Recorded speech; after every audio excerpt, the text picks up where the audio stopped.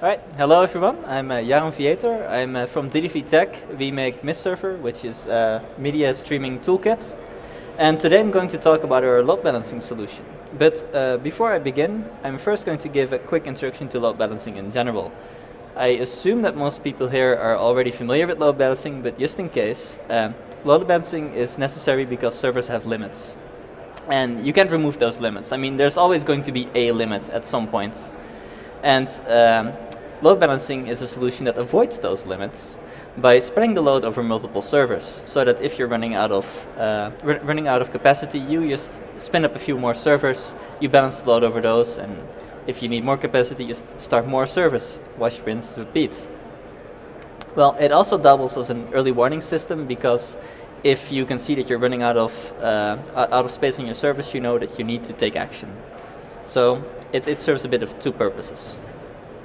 Now, current strategies for load balancing are either DNS-based or client-side usually. There's a few more, but those are the two big generic ones. The DNS-based load balancing uses a host name that sends to multiple servers, while client-side load balancing has a list of servers on the client side where the stream is being opened, and it picks a server using some technique.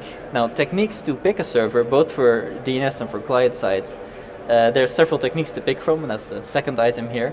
You can actually measure the load on a server and send loads to whichever server has the most room, or you could use round robin, where you just go server 1, server 2, server 3, and repeat. Or you can use random assignment or some other technique. Practically everyone has their own favorite flavor or favorite method to load balance. So why would you change the existing load balance techniques, and why specifically for media? Well, I have a little basic graphic here. The three dots, you can imagine those are streams. The rectangles, those are servers, and the triangle there at the bottom is a viewer.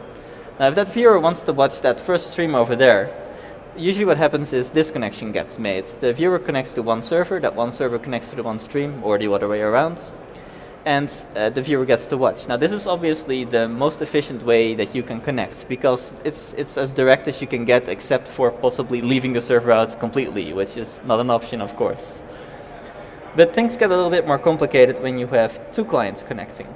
Now, if you have two clients, you can have a spread like this, where each client connects to one server and both servers connect to the same stream. But it's also possible to have this connection method, where both clients connect to one server and that one server connects to the stream. Now, in both cases, both this one and this one, they are theoretically the most efficient, because in both cases you have either one client per server, or you have one server per stream. So it's efficient, but on a different side of efficiency. Now, things get a little bit more complicated when you go to multiple viewers, more than just two. Let's say that you have 4, and and 2 of them want to watch that first stream, and 2 of them want to watch that last stream. Now, if they're spread like this, that can work quite nicely, because you have 2 viewers on each server, and each server is connected to one stream. That's nice and efficient. But if you set if your balancing happens wrongly, what can happen is that this connection gets made. You still have 2 viewers per server, but each server has to connect to both of the streams. Now, this is clearly not the most efficient anymore, because in this case, both servers are requesting both streams, when if you had spread the viewers over the servers differently, you would have been in this situation where there's less connections and less bandwidth being wasted. It gets even more interesting when you have a whole bunch of clients arriving all at the same time, because most load balancers have a small delay before they change what action they're taking. So if all 16 of these are connecting to the load balancer will think, okay, well, both servers are empty, I'll just send them all to the same place, and this will happen. And that first server gets overloaded, and after it's overloaded, it goes down. Then all those people reconnect, they go to the second server, and the second server goes down, and before you know it, your whole network is down.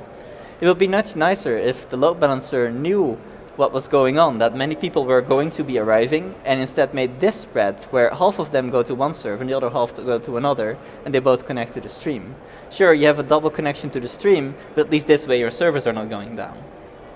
So, MistServer's load balancing fixes all of these things by using a combination technique of passive monitoring, just like traditional load balancing, where the balancing node keeps track of all the servers and how well they are doing, how much people are connecting, stuff like that. But there's also a proactive algorithm that predicts the load before it arrives. And it combines this algorithm with intelligence from the passive monitoring system to make accurate predictions. So how does this work exactly? Well, it works by the balancing server keeping a constant connection with all the servers it's balancing and checking their health. If the connection goes away, it assumes that most likely the server is having issues, or if it's getting slow, then we know that the server is probably also getting slow. It also actively gets the information about current CPU use, bandwidth use, RAM use, all that stuff. It penalizes and rewards servers in the internal balancing algorithm to sort of make sure that the servers that are most healthy or the emptiest or whatever combination works get the most load.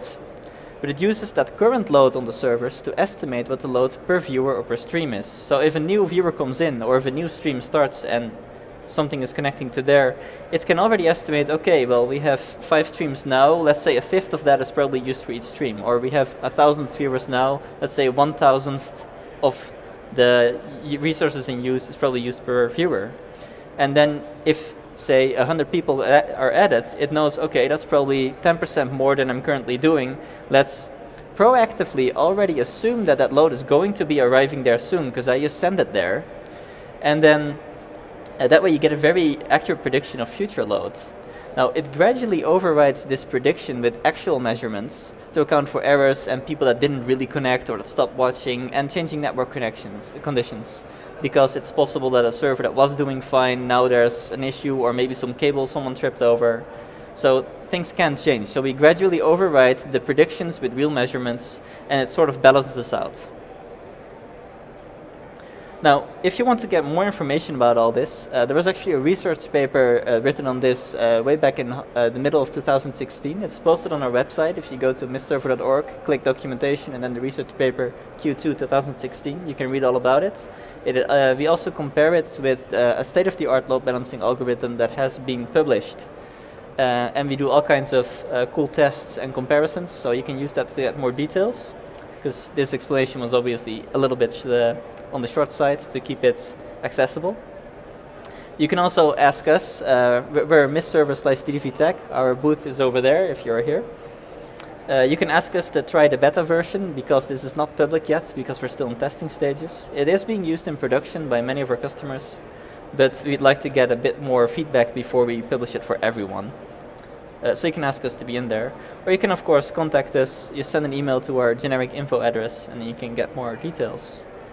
Now, maybe there are some questions.